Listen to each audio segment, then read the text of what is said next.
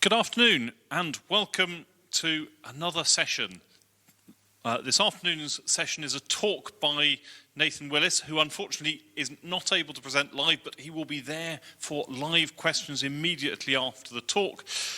The talk is titled Fonts in Space, by which we mean designer space. Now, Nate is associated with the University of Reading, and he doesn't know this, but I actually was born and brought up in Reading. The university has a beautiful campus about 50 kilometres west of London in the United Kingdom. So it's a nice place to study.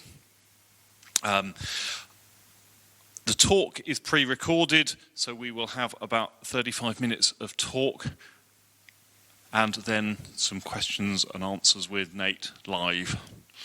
So with a talk, Fonts in Space, by which I mean designer space, I'd like you to welcome Nate Williams to the stage.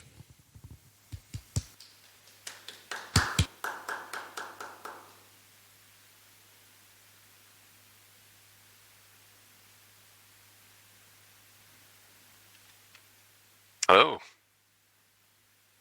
Greetings, DebConf, if you're there. I'm Nathan Willis. I'm recording this in advance because my internet has been out for about a week. I actually wanted to be there in person originally, and the travel was complicated and couldn't work out. And then, yeah, my ISP has been down, and so I had kind of started to make unwise modifications to sort of polish up some of the software and data stuff I'm going to show you, and then didn't have internet, so I had to hike back and forth to the library, and I think I've got it back to a working state.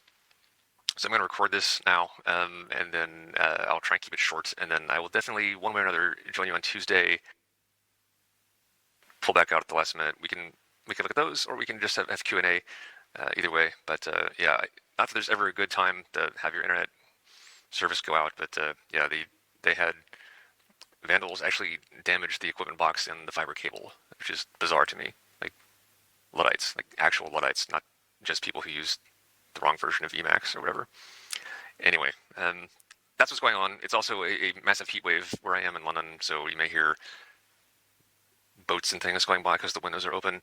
We'll power through, but please bear with me. There are a couple things that are not in the working state I wanted to get them to as of recording day. But I'm going to make the recording, and then I will sneakernet it over to somewhere where we're going to upload it, and then hopefully by Tuesday I'll be back to normal and we can talk then. Anyway, let's get right to it.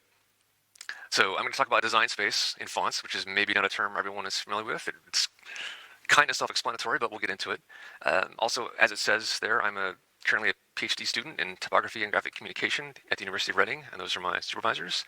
I also receive funding from the university, which makes a huge difference. I'm supposed to mention this stuff whenever I talk about my research, which I'm not actually doing today, but this is tangential to it, so I felt like I might as well. It's nice to do anyway. I'm pretty happy to be able to get funding for type research, which is not a given. And also they're quite good about open research and reproducibility and open access publishing and things, which I help out on a committee with. So yeah, I'm happy to say that, but I'm not actually going to talk about the research itself today. What I am going to talk about, though, just to give away the ending, is what we can do with Designspace to maybe get more meaningful navigation and selection experiences for font users. That's the goal. People use fonts to make documents, whether those documents are printed or online, whether they are local or shared, or whether they're persistent or transient. So what can we do, and where can we do it to improve that experience? And Debian's font archive is one of the, if not the largest Libre font collections anywhere. So a lot of good can be done directly by thinking about this, and also in sort of leading by example terms. Now, the spoiler, if I want to sum up what I think the takeaway is we can and we should get past the binary data in the font files and focus more on getting at what you see when you put fonts, and it is fonts plural in most cases when you put them into a document. So I took a stab at this using data. Maybe not big data, but you know, it was a lot of data. But first, the background. So my research involves analyzing spacing. It's quantitative, so I record what people have marked and things like that. But it makes a big difference what the actual shape of the letters is. And so I wanted to collect data on font styles. Like, look at those two word images. They're not remotely the same, right? So I need to actually distinguish between these things. And in fact, I'd like to test on a bunch of fonts of different styles because time is limited, I want to make sure I don't choose two fonts that are the same. That's not efficient, right? Like these two. Really similar, like design-wise, and the proportions are pretty similar. So if I can find a way to pick a good set to test with and not, do the same thing twice, that's important. But it turns out to be a tricky problem. These outlines look really similar, but take a look at those numbers. Those are the internal grid measurements. They're on different scales. But if we scale them to look the same letter height-wise, we see something we may not have seen before, which is that the one on the left, sorry, the one on the right there, minion, is a lot narrower, like significantly narrower in proportion to like how thick those strokes are, which is information you don't get automatically. In fact, I don't think you really get it anywhere unless you go looking for it. So I needed to normalize fonts, essentially, and classify them that way.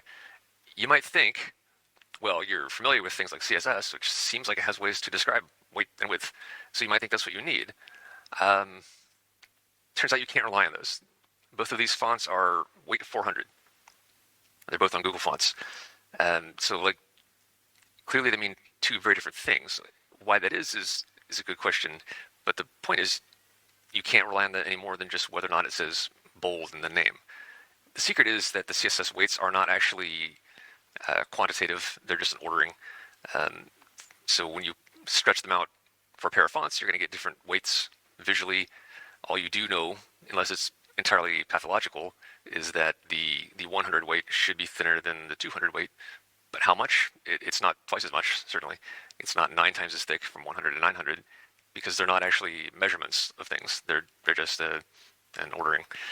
And the same is true for width. It also looks like a numeric thing, but it's not really. I guess the other thing to really get at here is that the relative scale is not even the same.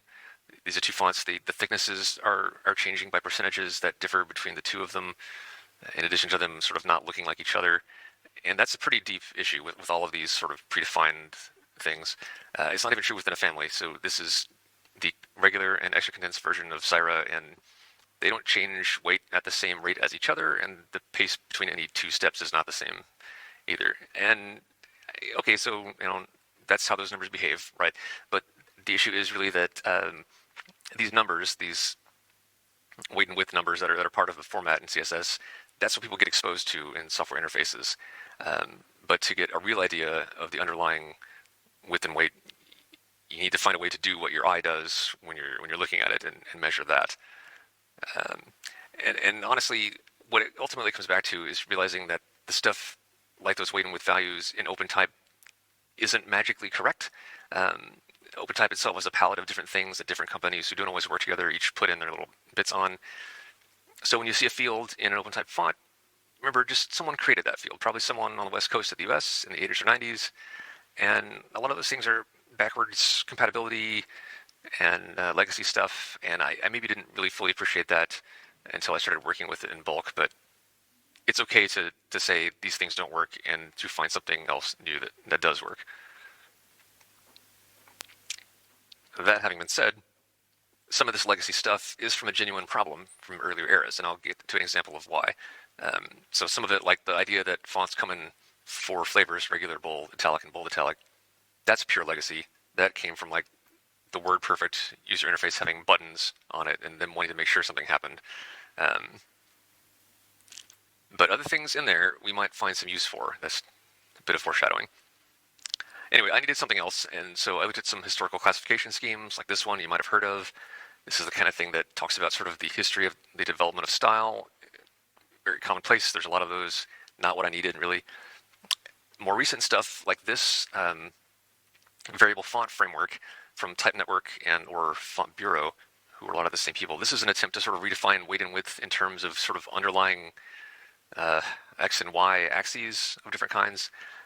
The Google Fonts people are using this to great effect as they sort of turn things into variable fonts. Interesting idea. I played with it. It's honestly mostly a design time model. It doesn't help when you have an existing font and want to analyze it. Then there's something like Panos, which is a legacy thing. IBM had one for OS2 as well called Family Class. And this is stuff that came about in the 80s to do font matching, which, like I alluded to, was sort of a problem of the era. Like back then you had different screen fonts and printer fonts, so there's no WYSIWYG. Someone makes a document. It's important to try and find a font that will make it look like what they want to see. So that's what Panos is designed to do. That was a major problem then. It's not anymore. But it is extremely detailed. It tells you exactly what letters to measure and where to measure them. The thing is, with a lot of those measurements, even though some of them are kind of getting at the things I want, the end step of Panna is to sort of, again, classify things into like 8 or 9, discrete buckets of light, extra light, regular, and so on. But at least it's a measurement-shaped manner for doing these things. It is also weird, though. It spends an inordinate amount of time on serif shape, which don't bother. It doesn't matter that much. So again, there's ideas in there that are useful, even though the reason it's in OpenType is for some legacy compatibility reason.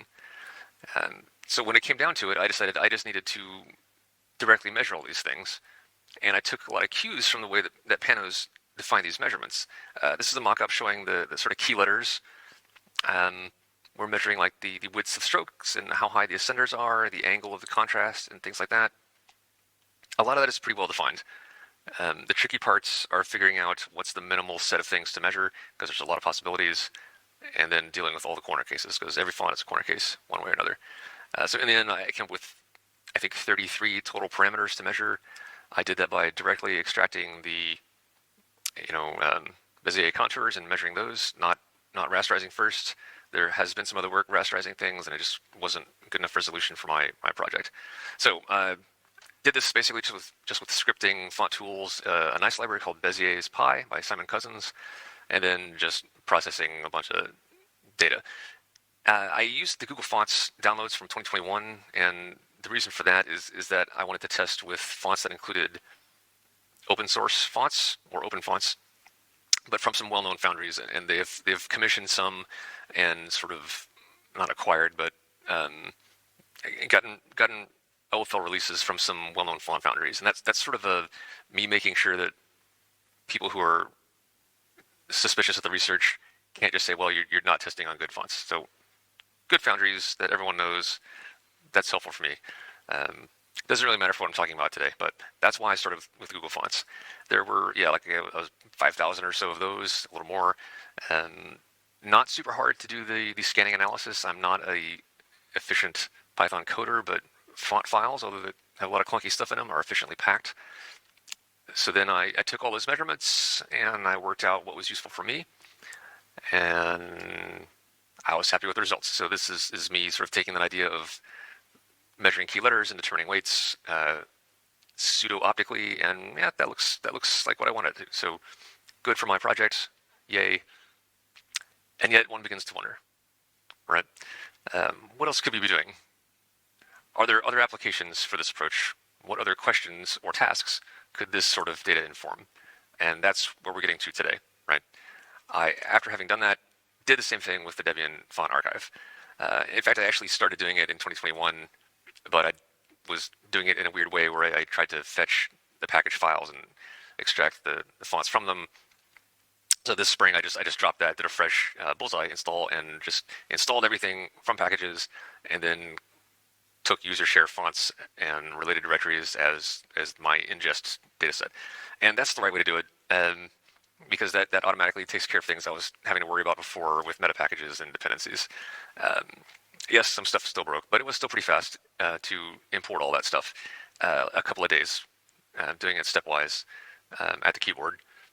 So I keep an eye out for errors getting raised by the code, which is always going to happen. So the data was in. It did include all the TTF files, all the OTF files, all the TTC files, which are two-type collections.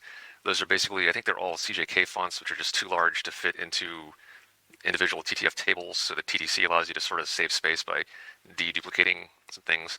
There were no OTC files, but I scanned for them anyway. The code is the same. Font tools can handle it. It includes variable and static fonts. For the variable fonts, what I did was just take every named instance, which is not capturing everything, but it sort of gives you how to place it in comparison to the static fonts. Also notably, I did include free, contrib, and non-free. Reason being, a lot of the things that are in contrib and non-free are there because they have some historic singleton license with odd terms. It's not because they're all rights reserved or something like that. So I thought they were worth thinking about and understanding better. Things I did not scan, though, I didn't do type 1. The core of the code actually does this just fine. It's just there are some additional hoops to jump through in the code paths because the metrics files can be separate. And for my research project, I care about the metrics, even though I'm not talking about it today. Really just a time issue. That is one of the things that I was hoping to get done for this week to record with, and I might still get it done for Tuesday, but I don't know. Bear with me. The bitmaps you could also do. I think, honestly, like type 1 is a couple hundred fonts. Bitmaps, fewer than that, I think. The big thing with the bitmap fonts is that I think you would really want to ask different questions.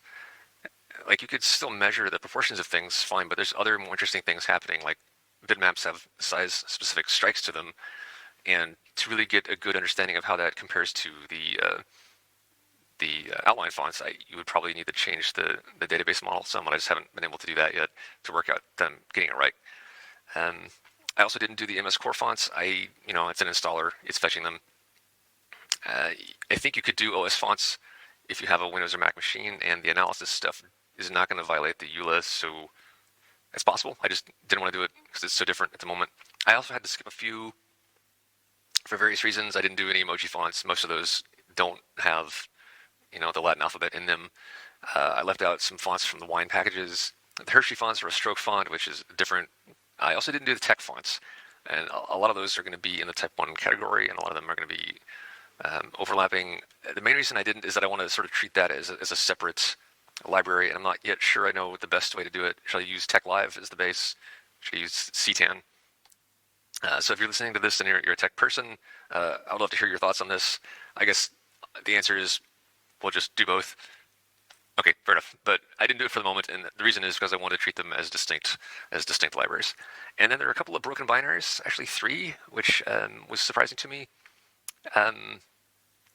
Only the things I probably should mention is I didn't do duplicates when there's like the Noto fonts have a hinted and unhinted version. I just did one of those.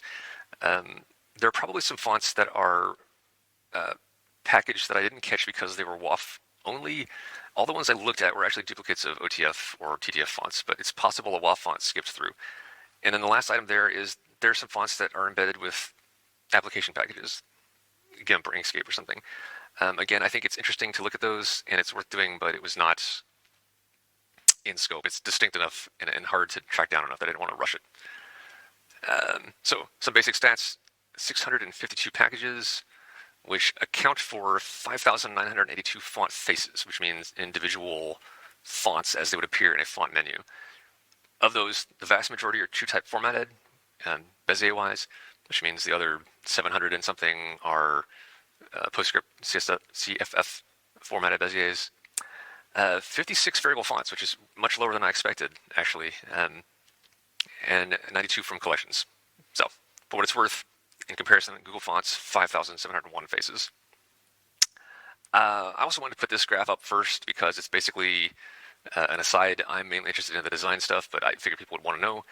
This is the basic scan of the embedded license information, meaning the embedded license string in the name table, not what's in the package. This is a dirty data set. As you can see, 1,400 and something fonts, I could not determine it because it's either empty or it's something I haven't figured out yet. But I thought you might be curious to see how this looks. It's like, so 2/3-ish of them are OFL fonts of one flavor or another. Quite a few GPL fonts. And then there's quite a few of these other sort of, I don't know what you call them, Foundry-specific licenses, Paratype, Arfic, Bigelow and Holmes, Larrabee fonts, which we don't always think about those. So it's worth maybe keeping in mind that these fonts are still there. The other thing to note here is that the dirty license data that you get from the name table has holes in it, and I think it's maybe worth deep diving into and maybe trying to harmonize that with the package info. For example, several fonts contain both OFL and GPL, and it's not easy to tease that out from the name table entries alone. There are also 2 faces that claim to be under the OFL 2.0 license, which does not exist. So how much can you trust any of this? I don't know. Not a lot else to say there. I counted 300 faces with reserved font names, which, as you know, is kind of a problematic thing for patching and updating fonts. And then very few of the GPL fonts had the font embedding exception, at least as specified in what they specified in the name table. So I don't know. That's an aside worth looking into. I kind of, because I extracted all these fonts into user share fonts, they are separated from which package they came from, which is a problem of its own. I'll talk about that later. But now for the actual data. I want to show you some graphs and things, and for that I'm going to switch windows, and we'll see how that works. I'm going to switch tabs anyway. Okay. So what you're looking at here is sort of the web front end to the application I wrote to work with the font collections for my research. And I scanned all these things in, and for each font, I grabbed the key letters I measured just to be able to have a visual reference for them. And what I thought would be the useful metadata. This is sort of, what you're looking at is sort of extracted from my research software, so not all of it is active. We're just going to look at a few things, and I've sort of pre-opened them in separate tabs just to keep Murphy's Law a little bit further at bay. But you can kind of see there what the measurements are like, lowercase and uppercase, and body proportions and things like that. And yeah, for the most part, this is straightforward stuff. I guess you can probably tell, and I might have mentioned it before, but this is all Latin alphabet stuff, just because Latin and a little bit of Cyrillic is all I really know. You could do the same thing with other scripts. You do need to understand the script to do that, and that's the maybe tricky bit. For me, faking it would not be okay for me to do that. But beyond the individual fonts, it's worth looking at what the library as a whole is like, and so that's what this tab does.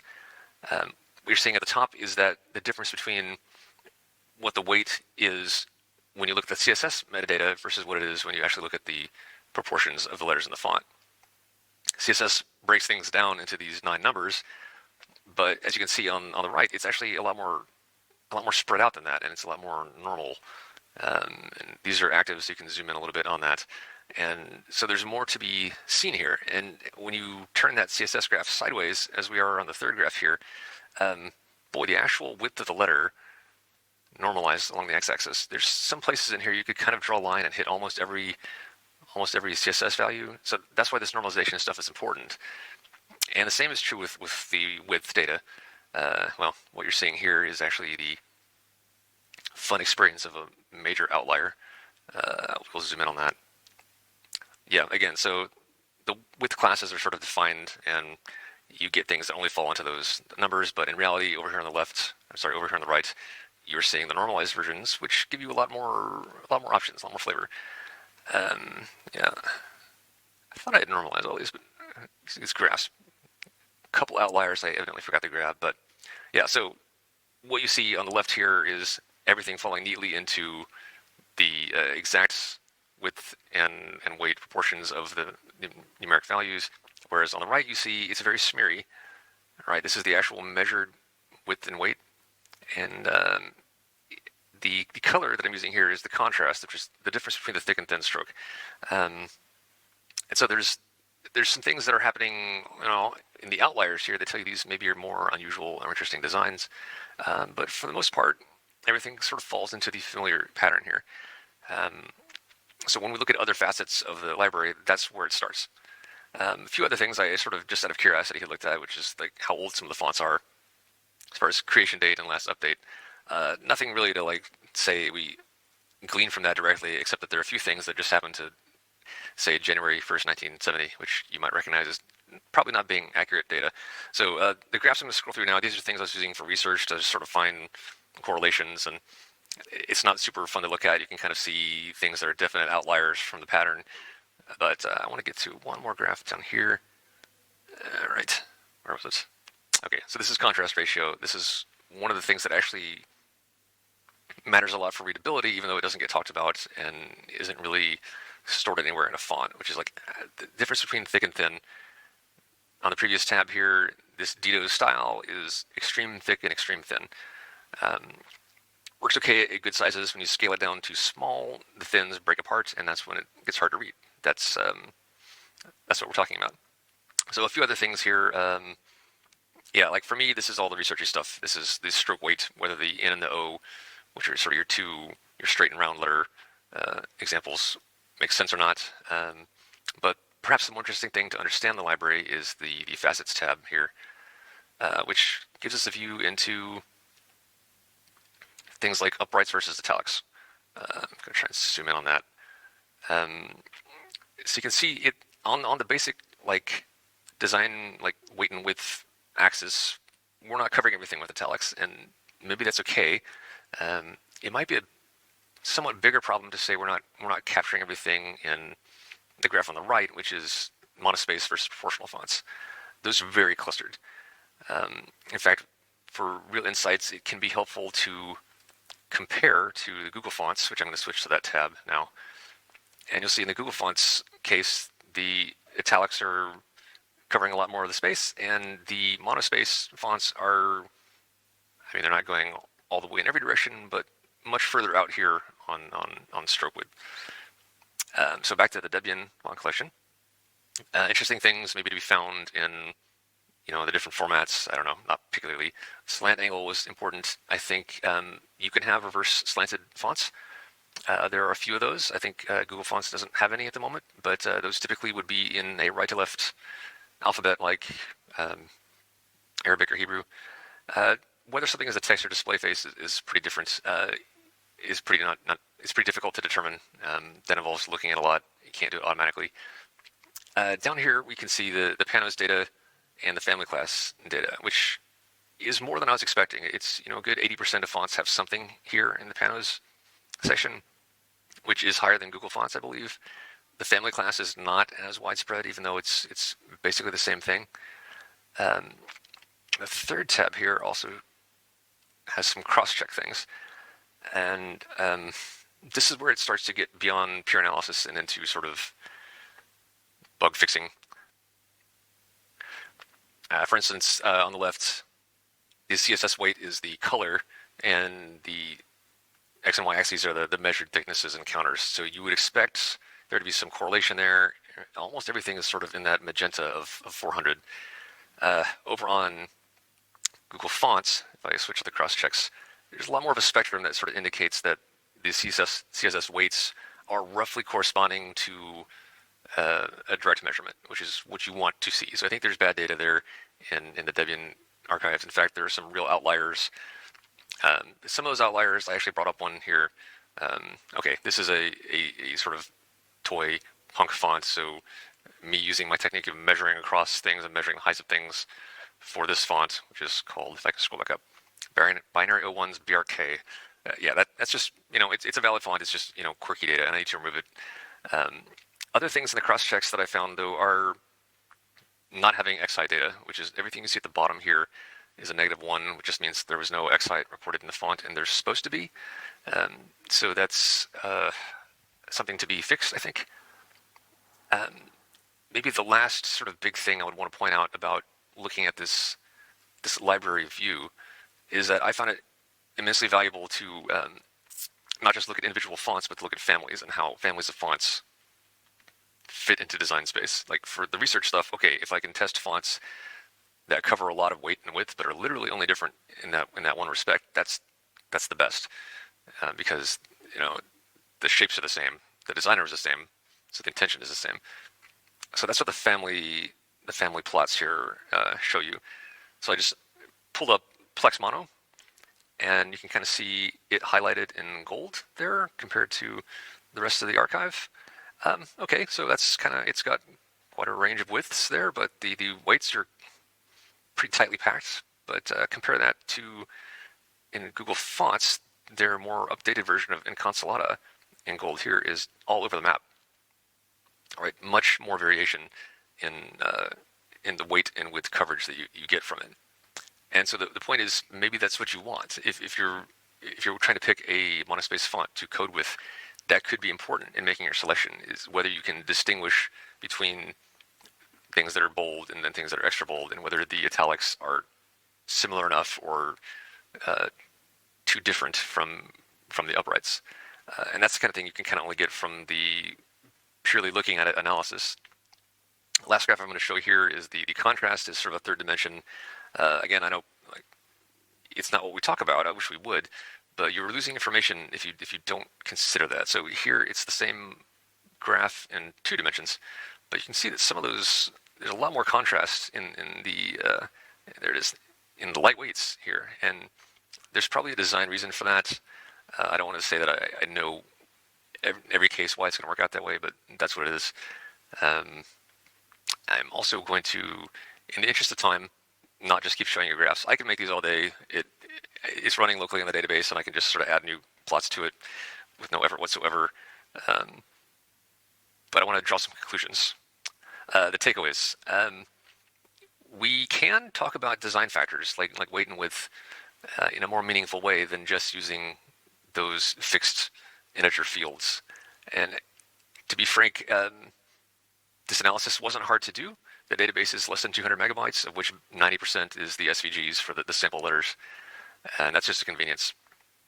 But when you do that analysis, there's a big mismatch between these embedded fields like CSS weight and what people really see. And I think that contributes to why people find fonts and font collections confusing. They don't know what to pick. They install a bunch. They kind of look at them, and a lot of them look the same. I think maybe giving them a better view on the design space of weight and width and contrast is a way to make that better. I mean, CSS and weight with slope values seem modern because we use them in browsers, but they are legacy too. So there's always room for improvement, and we should be probably okay. Next takeaway, we can look at these design factors analytically and figure out where there are gaps. So whether we have too many fonts that are the same, and whether there's something that we don't have at all. For example, reverse contrast fonts. Like, it looked like a lot of those graphs are all sort of sloped down the bottom half of the 45-degree line there. But that's because there are reverse contrast fonts, for example, that are just not in the library, and they're fonts with unusual features that are perfectly fine design-wise. We just don't have.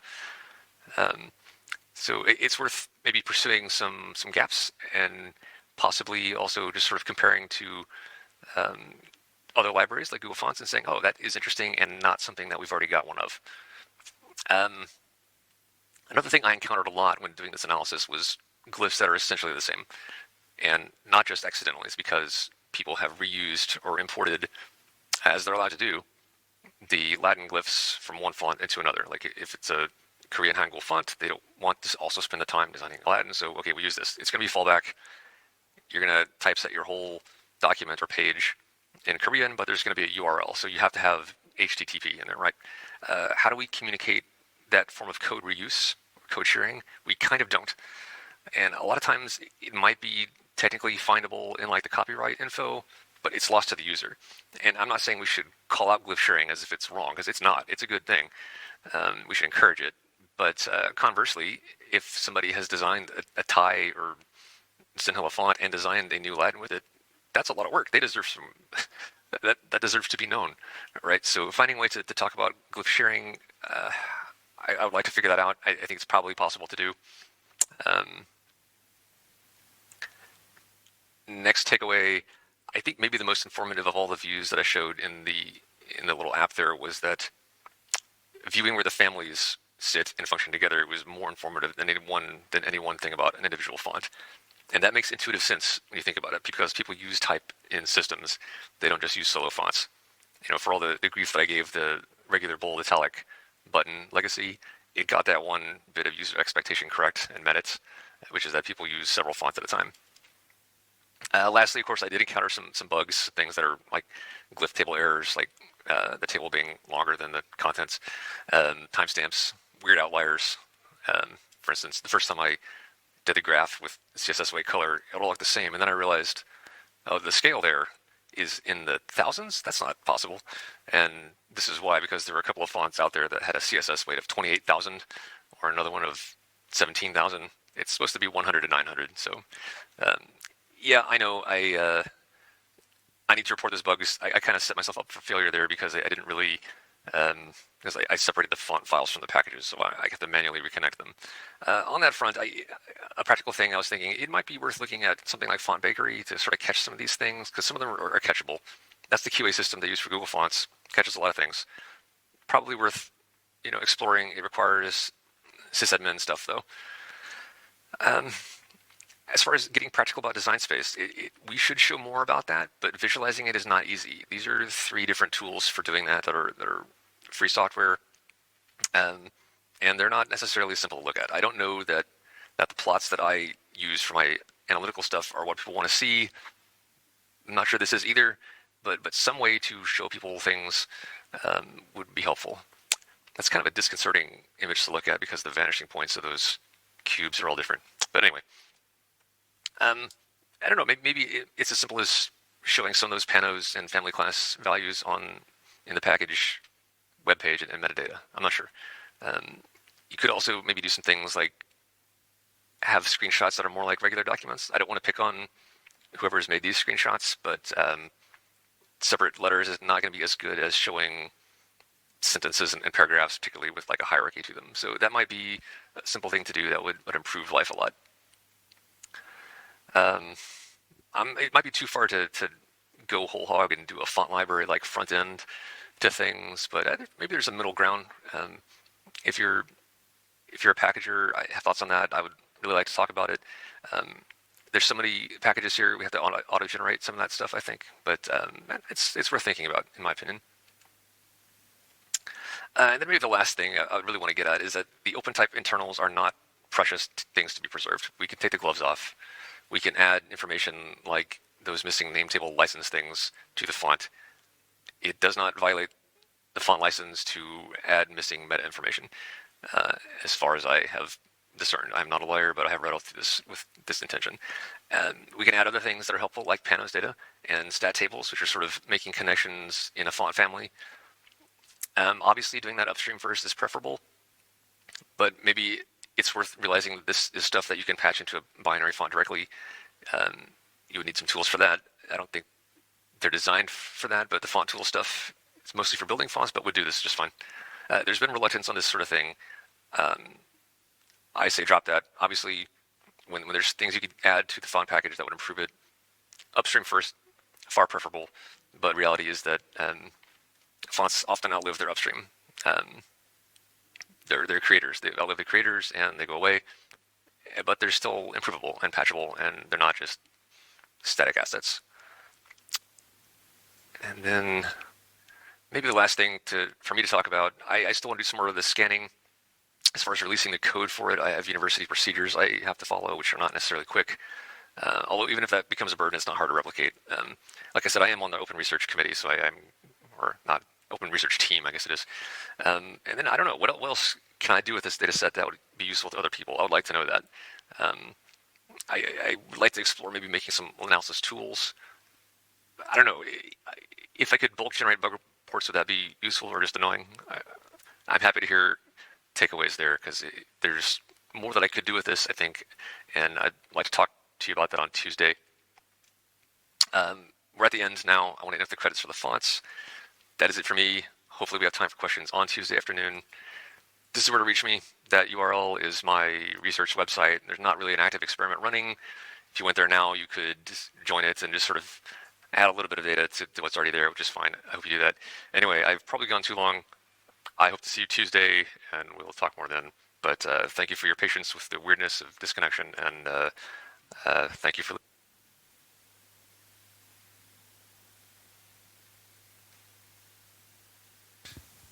Thank you very much, Nathan. If we have a round of applause for Nathan.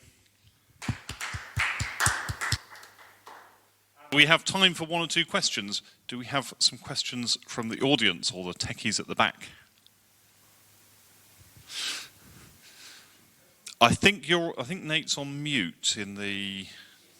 Do we think we can? I have unmuted myself. Ah, magic! We can hear you. Right, I have a question. Hi, Nathan. Thanks for the talk. Well, I would consider myself as a lay person when it comes to typography, but maybe enough literacy to understand and know that I myself using my fonts in a horrible way, both when it comes to printing my documents or even applying fonts to my text editor or in my themes.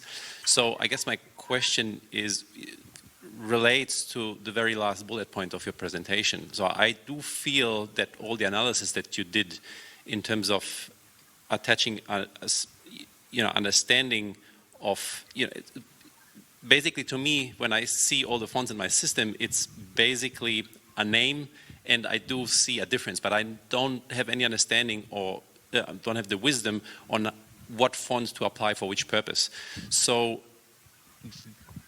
maybe your work could be used to help me as a user to make sense of all these fonts that my system has, but no real wisdom, knowledge, skills on how to apply them.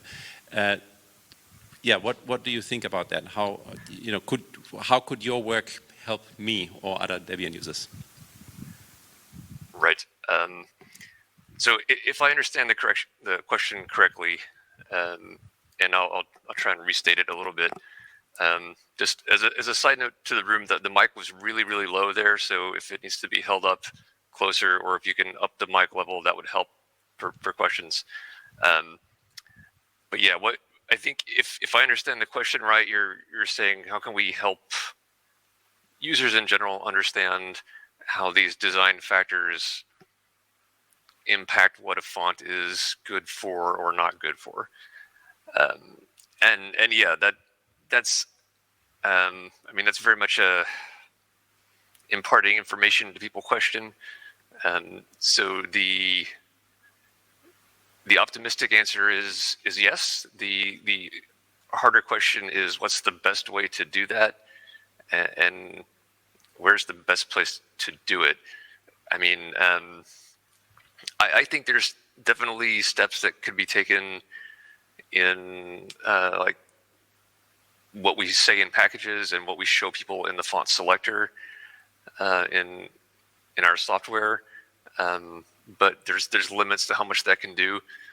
The other thing that, well, I mean, the factor that doesn't appear to you in the font selector menu is what is this font good for? Is this font designed for small text, or is it designed for headlines? Simple things like that. And in a sense, that's like an education question. And generally, we should talk about those things more. Where we could, like, where free software advocates should put that sort of increasing familiarity with the concepts is a tough question. I guess I think that that sort of belongs at the point where the person meets using the fonts, which would be at the application.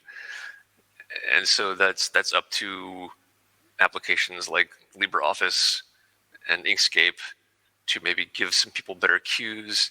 And maybe you could see that also as people who are making the templates that almost everyone uses. Are they taking the right factors into account? So if not, how could people like myself, who spend a lot of time working with fonts, like I'm not sure I know where to go to talk to the people that make the templates that end up being the defaults in LibreOffice, which is what people end up using. But that sort of feels like the chain of where those things happen. So if I've got useful info to insert into that chain, I feel like that's the sort of place it belongs. But it is kind of a hard question to pin down. Here's what I need to do on. I hope that answers the question. If not, absolutely feel free to rephrase or restate it.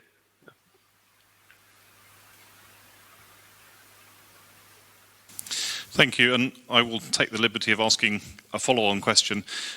So one of the things that I think you showed quite convincingly is that and again as a novice, is that the weight, the description of the weight from the font and what you've actually measured is vastly different. Is there anything that can easily be done about that, do you think? So you sort of decouple the choosing the style from choosing the weight or other factors. Right. I mean, if it was just me being in charge of a set of, I would say those would be considered bugs in the fonts, and we should adjust what the weight values are to match some meaningful measurement. The thing is, there are going to be other people who are professional font engineers and type designers who will give you a strong argument for why that doesn't matter in this case, in this case, in this case. So I don't think that just saying fix the CSS values in the fonts would do it. There are going to be people who say, no, this design is unusual, and so that approach does not tell people what they need to know here. And so in that case, I think the only answer is to provide something in addition to the CSS weights. And partially that's what, preview images are supposed to do for people. And that's why if you go to like font retailer websites, they always show tons and tons of specimen text and things like that, because it just gets right into your brain with what you're going to see.